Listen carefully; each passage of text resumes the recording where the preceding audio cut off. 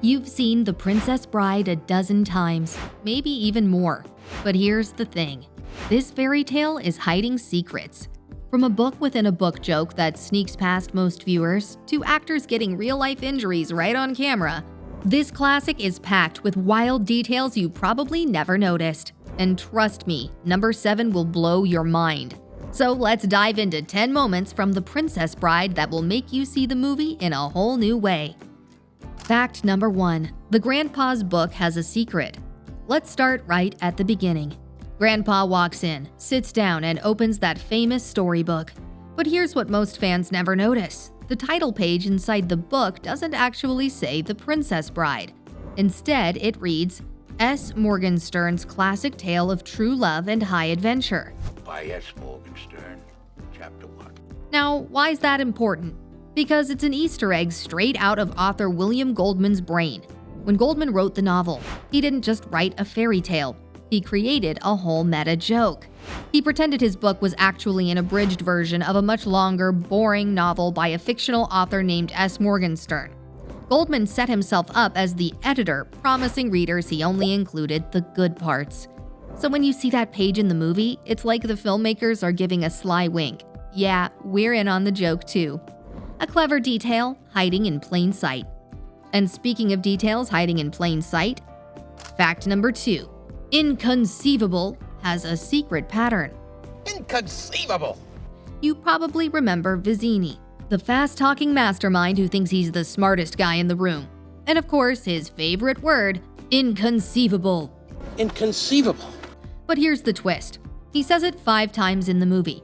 And every single time, the opposite of what he predicts happens. He says it's inconceivable they're being followed. Inconceivable! But they are. He says it's inconceivable that Wesley can climb the cliffs of insanity. Inconceivable! But he does. He says it's inconceivable that Inigo and Fezzik could lose. Inconceivable! But they both do. Director Rob Reiner weaponized that word as a running gag, a character quirk that turns into pure irony. And then, of course, comes the perfect punchline. Inigo looks him straight in the eye and says, You keep using the word. I don't think it means what you think it means. Comedy genius. And speaking of Inigo, fact number 3. André the Giant couldn't carry Buttercup. Picture this, the mighty Fezzik catches Buttercup in his arms after she leaps into the water. Easy, right? I mean, it's André the Giant. But here's what most fans don't know. André couldn't actually lift Robin right.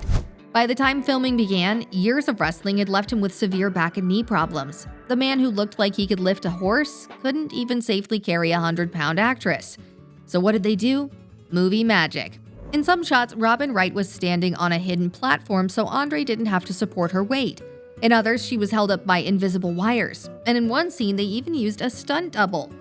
André himself later joked about it because in reality, he was one of the gentlest people on set.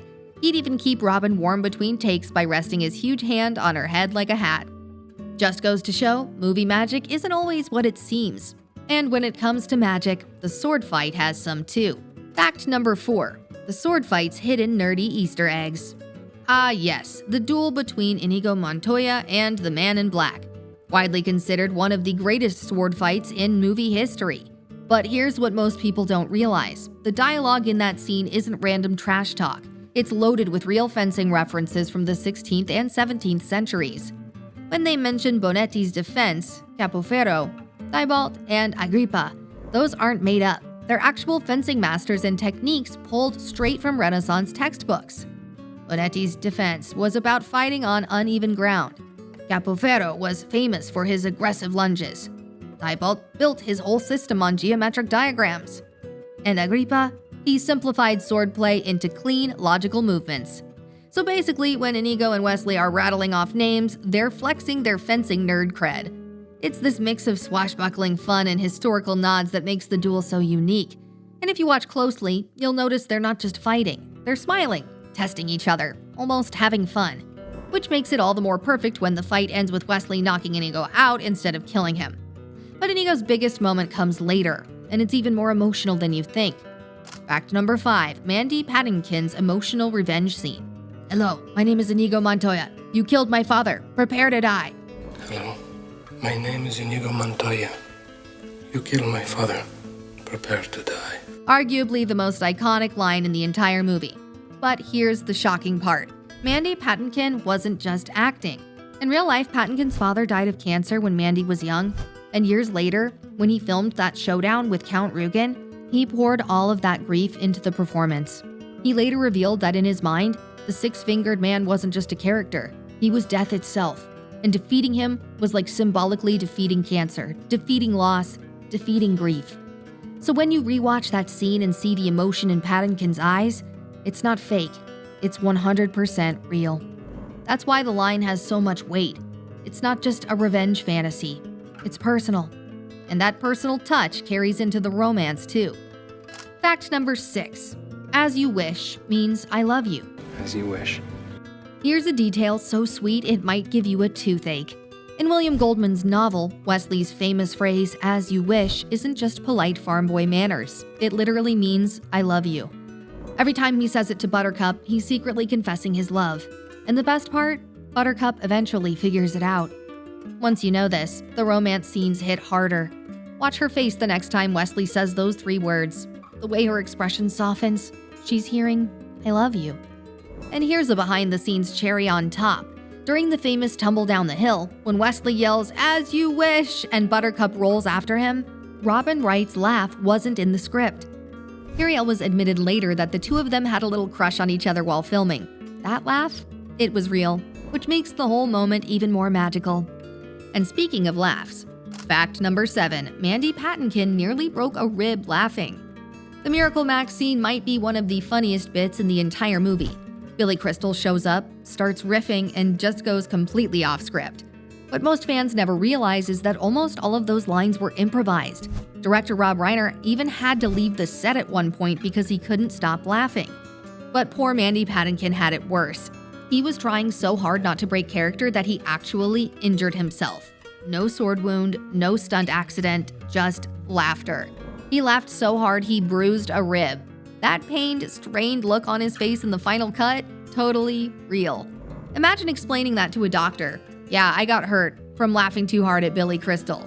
One of the funniest and most painful moments to film. Now, let's trade belly laughs for breathtaking landscapes. Fact number 8. The cliffs of insanity are real. That rope climb scene, one of the most epic shots in the whole film. Sweeping wide angles, the heroes dangling against towering cliffs. It looks larger than life. But here's the wild part. Those cliffs are real. The production filmed the Cliffs of Insanity at the Cliffs of Moher in Ireland. These aren't just tall. They rise over 700 feet above the Atlantic. The aerial shots you see? That's real footage. The camera crew literally captured the cliff's insane height. And for the close-up shots, they actually filmed on location, giving the climb an extra layer of authenticity. Of course, some movie magic was used to make the rope climb safe. But the grandeur, the sense of scale, that comes straight from Ireland's rugged coastline. It's no wonder the scene feels so adventurous. The filmmakers didn't fake the environment. They leaned on the real world. And from the edge of the cliffs, let's dive back into the hidden faces of the film itself. Fact number 9, William Goldman's hidden cameo. Every great movie has an Easter egg, and this one's a bit of a fan myth.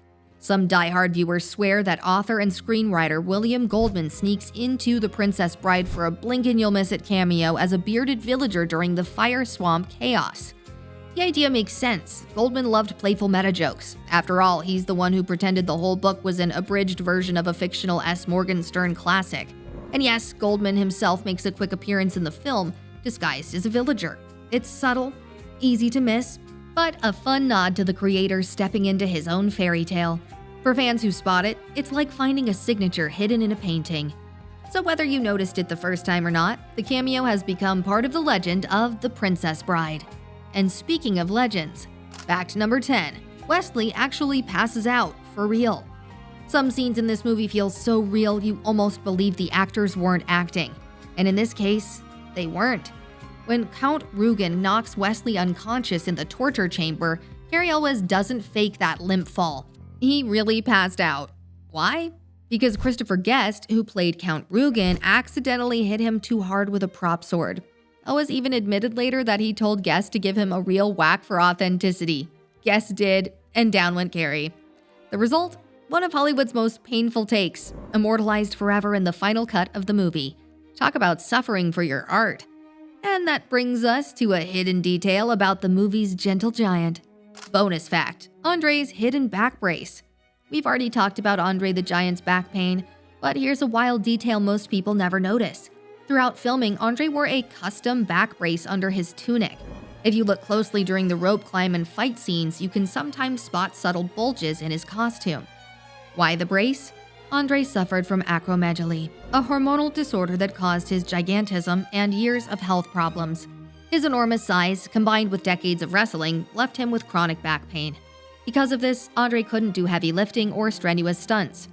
Robin Wright, for example, had to be supported by cables whenever Fezzik caught her, and for other tough action beats, stunt doubles stepped in. Director Rob Reiner worked around Andre's limitations, and the brace helped him manage the pain. Despite all this, Andre delivered a warm, unforgettable performance that fans still cherish. And he loved it too. Andre was so proud of the movie that he often showed it at screenings for friends. It's one of those hidden details that makes you admire the man behind Fezzik even more. So there you have it. From hidden book titles to real fainting spells, from sword fights loaded with nerdy fencing trivia to Andre's secret back brace, The Princess Bride is packed with wild details you probably never noticed. Which moment shocked you the most? Was it Carrie was actually fainting, or Mandy Patinkin channeling his real grief in that legendary revenge scene? Drop your thoughts in the comments, I'd love to know. And stick around, because next up, we're diving into another classic, 10 wild moments you missed in Superman the movie, 1978. Until then, as you wish. As you wish.